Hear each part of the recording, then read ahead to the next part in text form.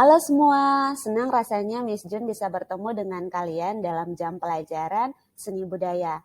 Apa kabarnya kalian hari ini? Miss yakin pasti kabar kalian baik dan sehat semua ya. Oke, kali ini kita akan membahas tentang salah satu aspek dari seni rupa, yaitu seni lukis. Miss Jun yakin sebagian besar dari kita semua pasti pernah menggambarkan, entah itu menggambar pohon, bunga, rumah, lautan, dan lain-lain. Nah, itu adalah dasar kita dalam membuat sebuah lukisan. Pada materi seni lukis kali ini, Miss Jun akan membahas beberapa aspek.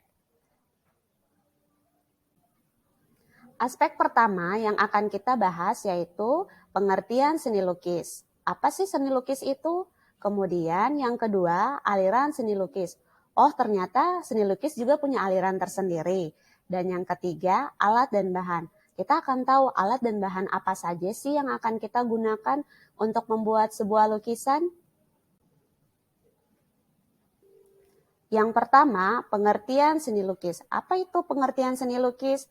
Mungkin kita tahu kata lukis, kata seni itu apa, tapi kita akan bahas pengertian dari seni lukis itu sendiri. Seni lukis merupakan salah satu cabang seni rupa dua dimensi yang unsur utamanya adalah warna. Melukis adalah salah satu proses mengapresiasikan atau mengungkapkan pikiran, gagasan, dan imajinasi yang dituangkan dalam sebuah media. Nah, kita akan bahas yang kedua, yaitu aliran seni lukis. Ternyata seni lukis juga punya aliran tersendiri ya. Apa saja sih pengertian aliran seni lukis? Nah, aliran seni lukis adalah gaya, genre, atau paham yang diikuti oleh individu atau kelompok tertentu dalam menciptakan karya seni lukis.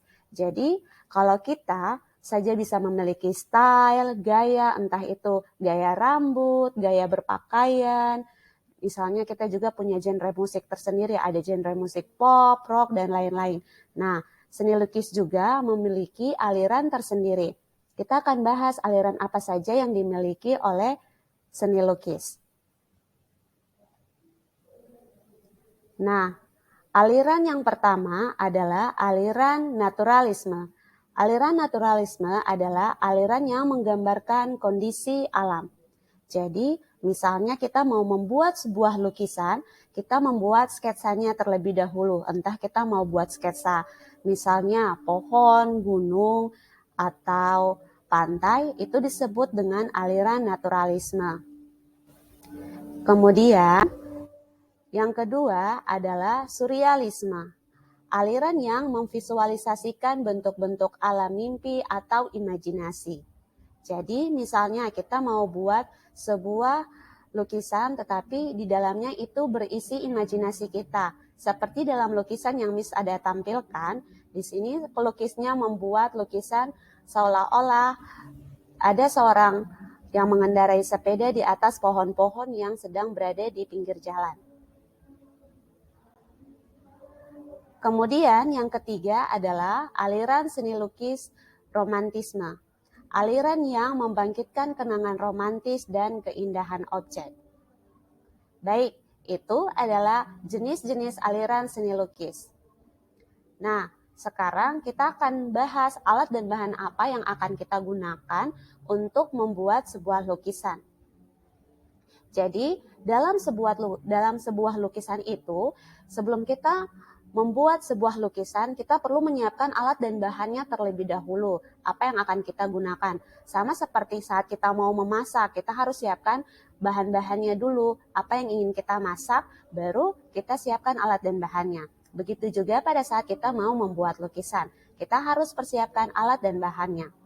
Alat dan bahan yang akan kita gunakan dalam membuat sebuah lukisan adalah, kalau kita perhatikan di slide yang Miss tunjukkan, di situ ada gambar kanvas.